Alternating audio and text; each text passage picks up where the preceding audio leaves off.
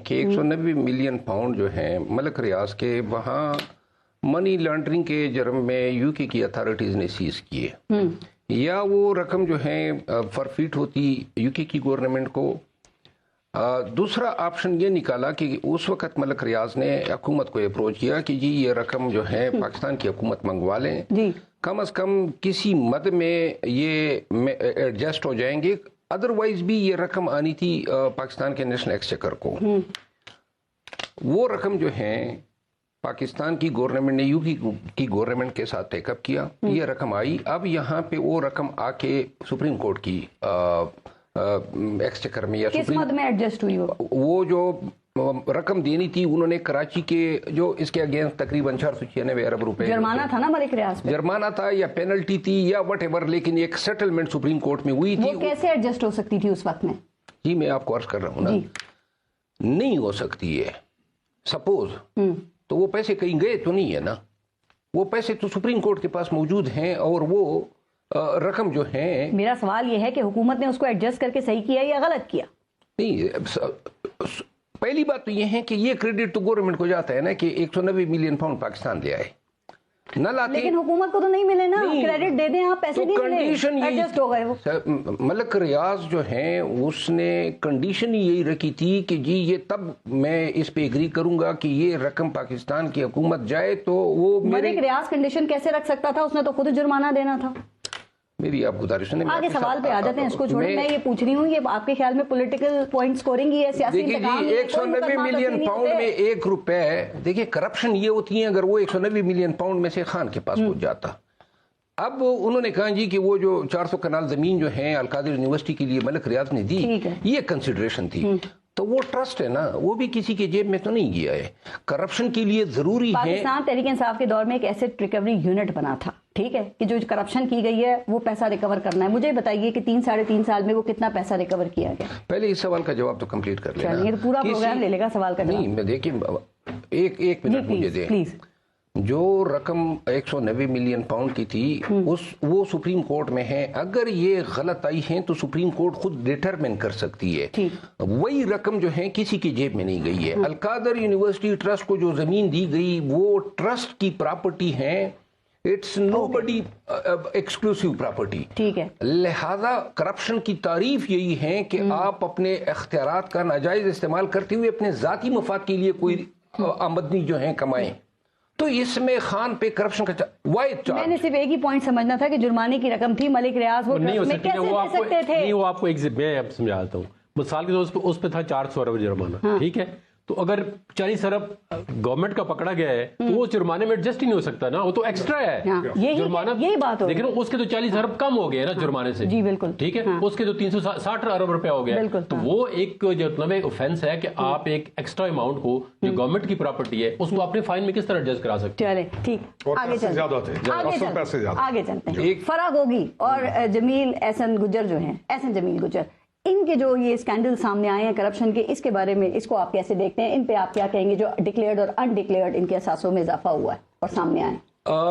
یہ فرح گوگی اور احسن جمیل گجر یہ جو واقعات ہیں یا جو باتیں ہیں ابھی گزشتہ 1 ہفتے سے اچانک جو ہیں دوبارہ بالکل سرج ہوا ہے ان کا، اور لگتا یہ ہے کہ سیزن 2 آ گیا، لگتا یہ ہے کہ شاید اب فرح گوگی یا ان کے ہسبینڈ یا ان کے فادر ان لا ان میں سے کوئی آ رہا ہے، اور اس کے لیے پہلے قوم کو سینسیٹائز کیا جا رہا ہے، ڈرامہ بازی ہو رہی ہے کہ جی یہ دیکھیں یہ وہ خاتون ہیں۔ سب سے پہلی بات یہ ہے کہ ان کے فادر ان لا 7 دفعہ پی ایم ایل این سے ایم پی اے رہے، اور ابھی بھی ان کا تعلق پی ایم ایل این سے۔ سر وہ آ کے کیا پریس کانفرنس کرنے آ رہے ہیں؟ وعدہ معاف گواہ بننے کے لیے آ رہے ہیں؟ جس طرح جہانگیر جدون صاحب نے بات کی نا، بن جائے۔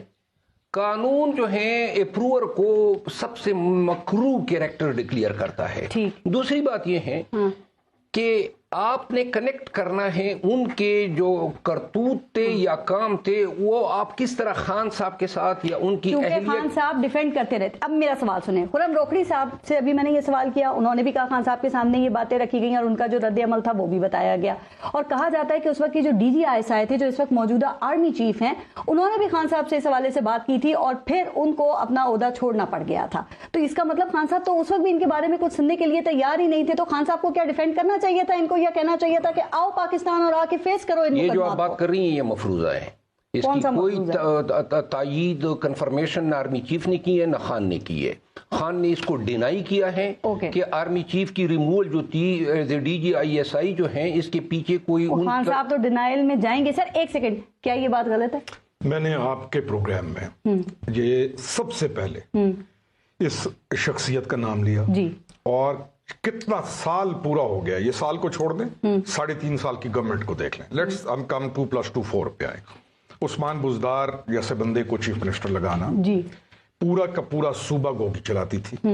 ٹیکے نامی ایک, پہلے اگر آرمی چیف والی بات کلیئر کر دیں جو انہوں نے بھی کہا نا, میری گزارش سنیں, پورا صوبہ ایک ٹیکے نامی بندہ چلاتا تھا. چاہے ٹھیکہ چاہے کوئی پوسٹنگ آرڈر ہے, پنجاب میں آج تک ڈی سی اور ڈی پی او پیسے دے کے نہیں لگے. آپ کسی بیوروکریٹ کو بلا لیں اور اسے بلا کے پوچھیں کہ بتاؤ کیا ہے, وہ آپ کو بتائے گا 2 کروڑ اس کا ریٹ تھا, 3 کروڑ اس کا ریٹ تھا, 4 کروڑ نئی تاریخ رقم. ٹھیک ہے جی. اب یہ تمام چیز ڈی جی آئی کی سیٹ پہ جو بھی آتا ہے وہ اپنی ان تمام چیزوں کی وہ کسٹوڈین ہے, پرائم منسٹر کی سیکیورٹی سے لے کے انٹیلیجنس سے لے کے ملک کے تمام معاملات کا. اور بنا ہی ایشو یہی تھا, یہی خاتون اور اسی خاتون کے بہت سارے اور نیکسس. یہ تو ایک ہے, یہ تو ملک ریاض کا ایک چیز نظر آ رہی ہے. یقین جانے اگر انعام شاہ نے آج بیٹھا ہے انعام شاہ اس کے ساتھ سلیم صافی صاحب کے پاس, آپ اپنی کسی تسلی کے لیے کسی دن اس کو بلا لیں اور اس کو بتائیں, وہ بتائے. یعنی ہیرو کے سیٹوں کی آپ کے پاس لائنیں نظر آئیں گی کہ 50 کروڑ کا سیٹ ہے اور 70 کروڑ کا سیٹ ہے. دیکھیں کھل کے پیسہ کھایا گیا. انعام شاہ جس کا آپ ذکر کریں اس کے بھی سارے گناہ معاف ہو جائیں گے. نہیں, انعام شاہ ایک آنریبل آدمی ہے. انعام شاہ کو ابھی انہوں نے کہا نا اس کا جمیل گجر کے والد کا, اس کا والد چاہے 8 دفعہ ایم پی رہا ہے, وہ ایک آنریبل آدمی ہے.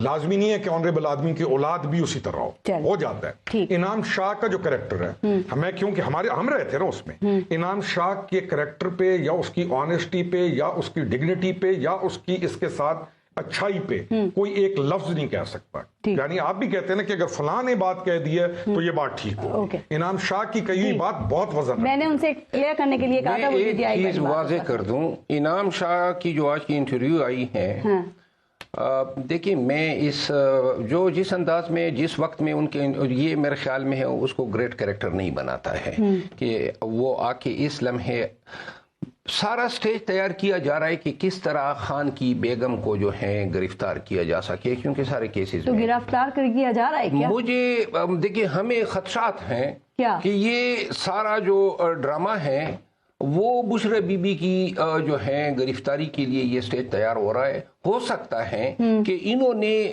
انعام شاہ کے بیان پہ یا کسی اور سورس کے بیان پہ آلریڈی کوئی خفیہ FIR کی ہو, اگر نیب اس کی تحقیقات کر رہا ہے. چونکہ یہ گرفتاری کب تک ہو سکتی ہے ان کی جو آپ کو خدشات ہیں, کوئی خبریں؟ دیکھیں جس تیزی سے میڈیا کو استعمال کیا جا رہا ہے, جس تیزی سے جناب یہ گواہان لائے جا رہے ہیں اور جس تیزی سے یہ چیز پورے پاکستان پہ چھا گئی ہے, اس کا مطلب یہ ہے کہ یہ ساری چیزیں ایمیننٹ ہے, آج یا کل یا پرسوں کی بات ہے. آپ کی وہ جو چارٹر آف ڈیمانڈ 24 نکاتی الیکشن کمیشن میں جمع کرائے ہیں, اس کا کوئی جواب ملا ہے یا کوئی تسلی دی ہے کہ بھائی آپ کے تحفظات کو دور کر دیا جائے گا؟ اسٹیٹمنٹ کی حد تک تو انہوں نے کہا ہے چیف الیکشن کمیشنر نے کہ جی وی ول ایڈریس, لیکن 2 باتیں ہیں.